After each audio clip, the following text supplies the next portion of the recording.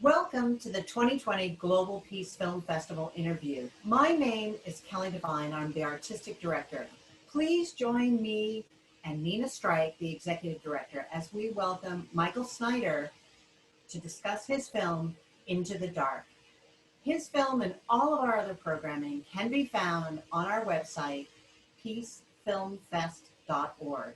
The film festival begins September 21st and runs through October 4th. Michael's film, Into the Dark, can be found on our short film tab throughout the entirety of the film festival, and we hope to see you there checking all of the films and events out on our watch and event tabs. And now, let's start the interview. Well, welcome, Mike, and thank you for joining us. So tell us about your film. Well, thank you so much for having me. It's an honor to be back.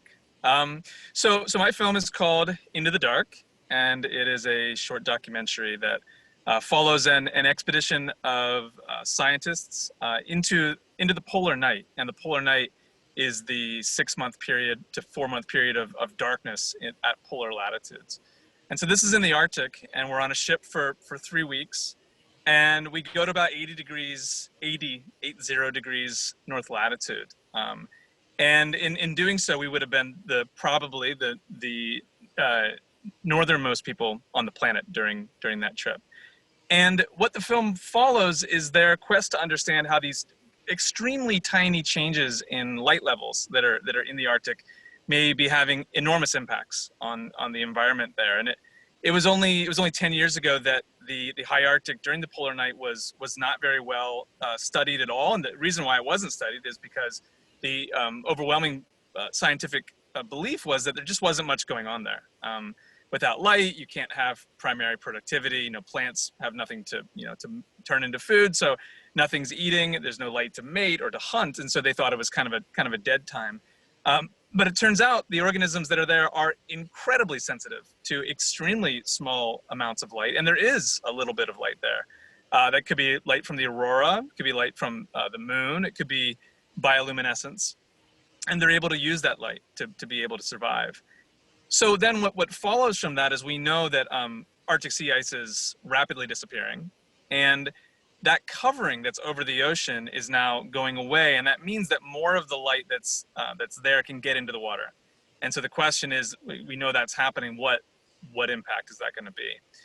So the film follows them on this 3-week expedition as they go there, and despite the odds and the cost of doing it and the extreme discomfort of doing research in that part of the world, try to find that information. And I won't spoil it at the end what happens, but I will say that following the expedition, when they published their research, there was a major publication in Nature in communications biology that came out earlier this year, and there was also a feature in Nat Geo that came out earlier this year about the research too. So it is fascinating. It's incredibly groundbreaking work. They'll be going back, of course, to be doing more work, and it was just an incredible honor to get to work on a film and be able to represent that kind of science to the broader world. So how did you come to find out about this story, and what do you think was important to share about this particular story?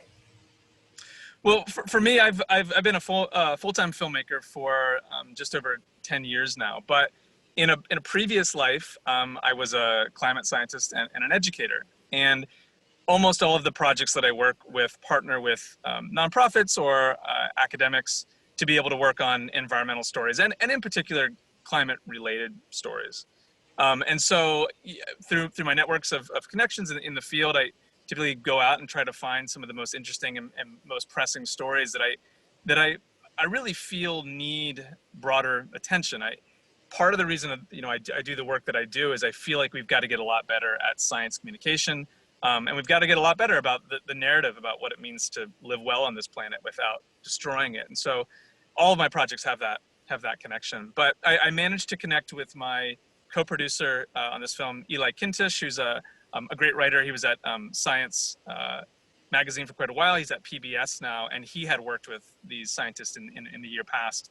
and we talked about it and thought it would just make it an amazing project for a film. So we worked with the university there to be able to pull in some money to create the short documentary. And once we got that going, we were able to bring in other partners. Vox did a series called Thaw, which is an explainer series, which I also recommend the audience checking out. If you liked the film, it digs in deeper to some of the science.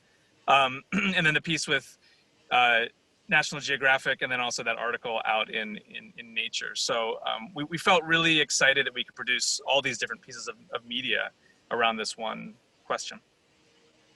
And I have to say, when I watched the film, I was surprised to see, a film about such an extreme environment be filmed with such a light touch, and that there was this thread of humor, very gentle humor that ran through it.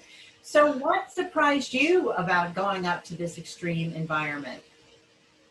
Well, I'll say, selfishly, and another part of my draw for doing this film is, I have no business being in the high Arctic. I didn't earn my way there by virtue of earning a PhD or being able to do this kind of research. And so whenever I heard I could get the opportunity to take what is really a once in a lifetime trip, I jumped on it. It turns out, and I knew this before going, but this was the most pronounced experience I've ever had of this. I was incredibly seasick for almost the entire time. There's actually a cameo of myself about midway through the film with my head in the toilet, which was not an infrequent occurrence when I was there. But I think to your question of some of the humor and the levity, I mean, that's the way. So science is working with extreme unknowns, and you never know how it's going to turn out. You have to be able to work hard every single day. When they're up there, it's an around-the-clock thing. You're really pushing the limits in a lot of ways to be able to get it. But you've got to be able to let go of the outcomes, because a lot of it's just not in your control. And so we really wanted to look inside of the experience of some of the scientists that were there, to see what drives them, what motivates them, and when you're working in the Arctic too, you're fundamentally looking at a place that's changing more rapidly than essentially anywhere on the planet. I mean, it really is the front lines of climate change in a lot of ways. It's not the only place that's changing quickly, but it is changing it enormously quickly. And so you're bearing witness to some of that while you're there, knowing that the next time you go back, it probably will not be the same. And so it felt really important for us to get behind the science and get into that experience. But it was a challenge to do. I mean, these are very stoic folks, some of these guys, and just have a lot of humility as well. And so we really had to, on some occasions, really prod to be able to get them to open up. But I was really happy for the moments that we did get some of that. Oh, it's fantastic storytelling. And, can you talk for a little bit about, the central mission of our festival is about showing people models or giving people moments of inspiration that they can take back into their own lives or into their larger communities.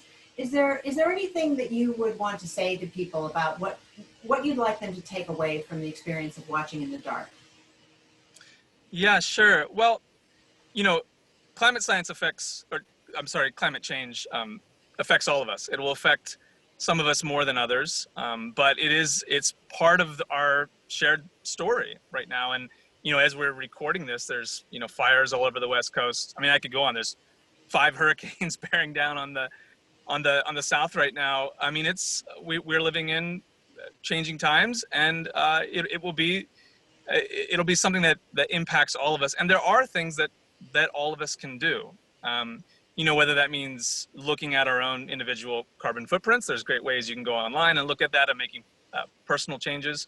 Whether it's supporting local businesses that take their commitment to environmental change seriously, or critically, the way that the rules are written right now really favor climate pollution. And so we've got to change the laws fundamentally. And so, when people ask me what to do, I strongly advocate that, vote for politicians that see this as issue number 1 or as issue number 2 at very least, and are very serious about creating climate policy that will walk us back from complete climate chaos. So, I think we're locked into a pretty bumpy road in a lot of ways, but that doesn't mean there isn't an enormous amount that we can do. And certainly with this film, our next steps, and like I said, one of the reasons why I make these films in the first place is to get it in the hands of policymakers. So we're going to be taking this film. We've already screened it in a number of locations, but we will be bringing it to the UN next year for the climate conference, maybe to Davos as well, and really trying to get this critical science in the hands of people that have the power to be able to make those changes. So I'm hopeful, but I know we've got a lot of work in front of us, all of us. So it is a fascinating film and a really important subject. So what's, besides where you're taking the film, what's next for you? And also, how can our audiences support your work? Well, I've got a lot of projects that I'm super excited about right now. I'll just highlight a few. I've been working on a project for about 5 years now called Eroding Edges, and you can check that out at erodingedges.com, or michaelosnyder.com also has a link there, and it's about sea level rise in the U.S. and coastal communities, and looking at not just the way that it's impacting them, but critically what they're doing about it. And we really want to tell stories about hope and courage and action. I think that's absolutely critical for a number of reasons. But it's a project that started out with a Nat Geo grant, and then recently, just this last year, it's been funded by the Bertha Foundation, where I'm a fellow. I'm not doing any field work at the moment, but hopefully we'll get going on that when the world sorts itself out a bit again. But that's a spectacular project that I'm super excited about working on again. I have been working in the Arctic quite a bit. After the polar night work, I've been working on some polar summer work. So there's 6 months of darkness at the North Pole, and then there's 6 months of sunlight on the other end. And so I was in Svalbard last summer, again, working on a story about a family there they're a dog sledding family, and they've seen the snows just disappear. And one of the images from that project just won a Portrait of Humanity Award from the British Journal and from Magnum Photos. So I'm super excited for that honor and where that work's going to go.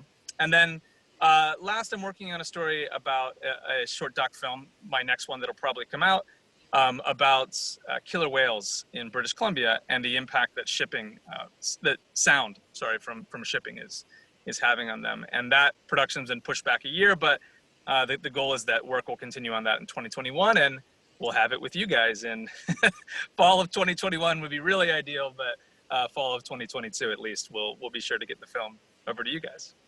Oh, that's fantastic. Thank you so much, Michael. And thank you to everyone who has tuned in to listen to this interview. We really encourage you to, if you want to learn more, to go to interdependentpictures.org to learn more about Michael Snyder's work. You can see all of the information about it there. Also go to our website, peacefilmfest.org, because if after seeing Into the Dark you have a question you would like to ask Michael yourself, we have a Google form set up, and it is called Submit a Filmmaker Question. It's a really simple form. We just need title of the film, your question, your name, and your email address, and we will make that connection for you so the conversation can continue. Again, the festival begins September 21st, runs through October 4th, and that is the entire time that you will be able to see Michael's film, In the Dark. Just look for the short film section in our watch tab. And thank you so much. See you at the festival.